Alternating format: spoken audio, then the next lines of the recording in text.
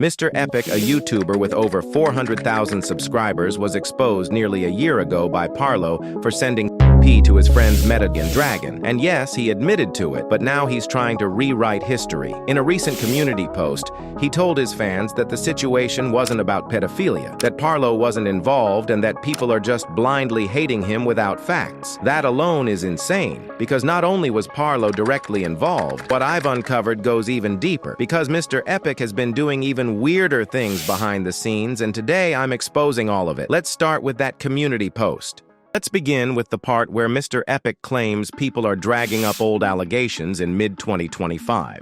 People have every right to speak on it, and no one, especially not the person accused, has the power to silence that. He now claims that others failed to recognize his age and insists the allegations were not about pedophilia. This is a clear attempt at gaslighting and misdirection. Notice that while he denies the nature of the allegations, he offers no explanation of what they actually were. So let's be clear. So what he's referring to is the April 14th incident where he sent content specifically into a Telegram group chat. Then again on January 4th, he privately sent that same type of content to both Dragon and Meta. That's two separate occasions of distributing illegal material. And just to be clear, this isn't speculation. He literally admitted to sending that same content in his own community post. Now here's the clip of Cormanx explaining the full context. Situation, which is characterized by the fact that Mr. Epic had sent cheese pizza to Derby, Dragon, and Meta on January the 4th, 2024. And Derby would even make such a bold accusation after Dragon had testified that he was literally traumatized by the disgusting and vile illegal material that Mr. Epic had sent without any approval whatsoever. Now, after the previous video was released, Dragonetis had gathered chat logs in his direct messages with Mr. Epic on Telegram to confirm that this situation was legitimate. So the chat logs pertaining to his case would begin on January the 3rd at 2:35 p.m. in Dragon's time zone, and this is how the exchange goes. So it begins with Mr. Epic forwarding a video uploaded by a Russian person where a woman is wearing boxing gloves and punching a man's you-know-what. And for those who are curious what the Russian text means, the translation reads, "How does he feel?" Now this video that Mr. Epic had forwarded to Dragonetis will be useful for the context of the following messages. At 5:30 p.m.,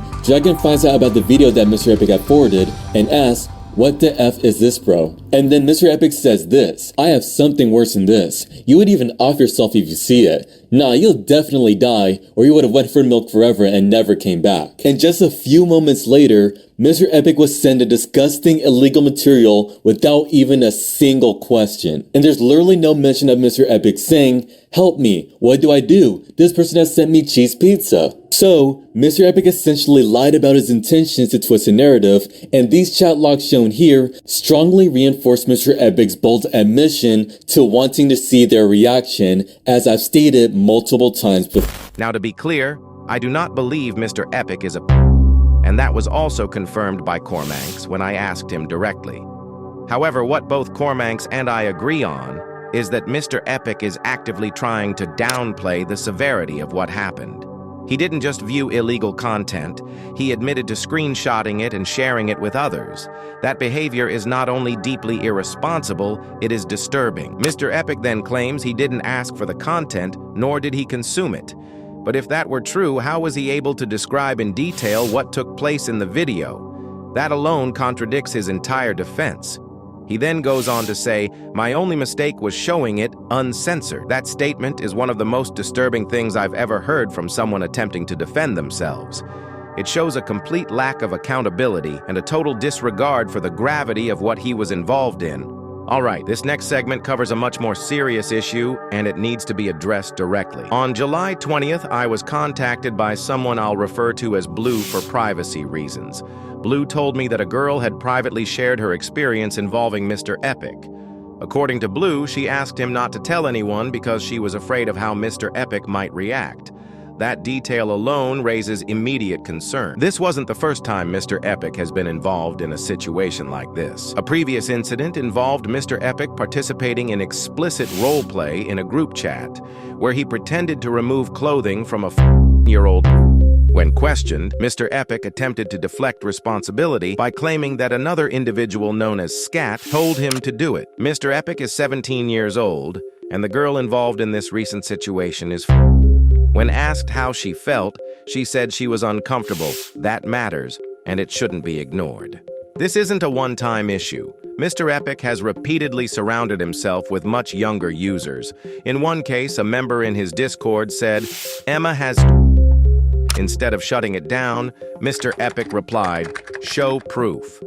He later clarified with, "Not the CP," but that doesn't change the fact that he responded at all. Given his history, that response is deeply irresponsible. Now, there's another situation that needs to be addressed involving Mr. Epic, and it's really concerning. This relates to a server called Skibidi Lair.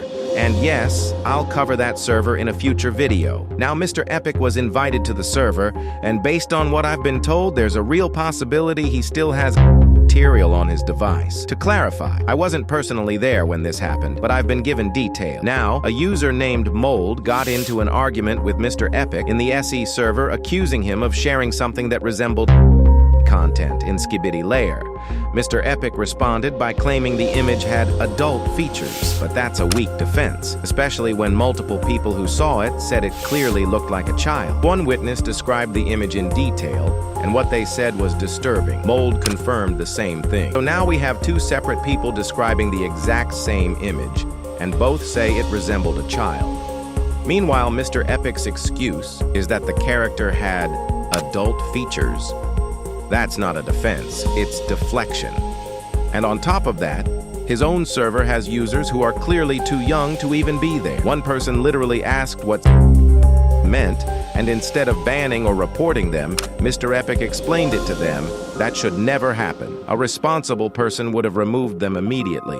But Mr. Epic didn't. He went ahead and gave an explanation to someone who very clearly should not have been part of that conversation in the first place. Now, just to clarify as this video ends, I'm not making wild claims. Everything I've said here is backed by either eyewitness accounts, screenshots, or publicly available messages.